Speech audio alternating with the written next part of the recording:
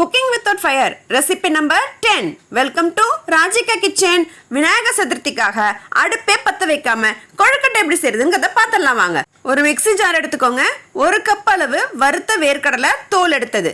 அதுக்கு அப்புறம் 3 ஏலக்காய், 1 கப் அளவு வேர்க்கடலை வறுத்தது எடுத்தீங்க அப்படின்னா 1/2 கப் அளவு துருவன தேங்காய். இதுதாங்க ரேஷியோ. இப்போ மிக்ஸி ஜார்ல எல்லாத்தையும் சேர்த்தாச்சு. மிக்ஸி ஜார்ல ஆன் பண்ணி கொஞ்சம் இன்ச் பண்ணுங்க. மிஷினை 1 2 3ன்னு ஸ்பீட் ஏற்ற வேண்டாம். அப்படி நம்ம வேகமா சுத்தணும் அப்படின்னா வேர்க்கடலை இருக்கிற எண்ணெய் பிரிஞ்சு வந்துடும். ஸோ அந்த ஸ்டேஜ் நமக்கு வேண்டாம். ஸோ இன்ச் பண்ணி கொஞ்சம் கொரகொரப்பா அரைச்சிக்கோங்க. கொரகொரப்பா அரைச்சதுக்கு அப்புறம் 1/2 கப் அளவு வெல்லம் உங்களுக்கு இனிப்புக்கு தகுந்த மாதிரி அதிகமாக வேணும்னா இன்னும் ஜாஸ்தியா சேர்த்துக்கோங்க, இல்லை கம்மியா வேணும்னாலும் குறைச்சிக்கோங்க. நான் 1 கப்புக்கு 1/2 கப் அளவு ரேஷியோ எடுத்திருக்கேன்.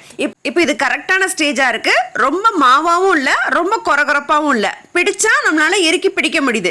இப்போ இந்த ஸ்டேஜில் பவுலுக்கு ஷிஃப்ட் பண்ணிடலாம். நல்லா அதுக்கப்புறம் பவுலுக்கு மாற்றினதுக்கு அப்புறம் மாவை ஃபுல்லாக ஈவனாக நல்லா கை போட்டு ஃபர்ஸ்ட் பிசைஞ்சிடுங்க. நல்லா பிசைஞ்சதுக்கு அப்புறமா உருண்டை பிடிக்க ஆரம்பிங்க. ஈவனா எல்லா இடத்துலையும் சுகர் ஸ்ப்ரெட் ஆகி டேஸ்ட் அட்டகாசமா இருக்குங்க. நல்ல ஹெல்த்தியான அடுப்பே பற்ற வைக்காத விநாயகர் சதுர்த்தி கொழுக்கட்டையை ட்ரை பண்ணி பார்த்துட்டு எப்படி இருக்குன்னு சொல்லுங்க.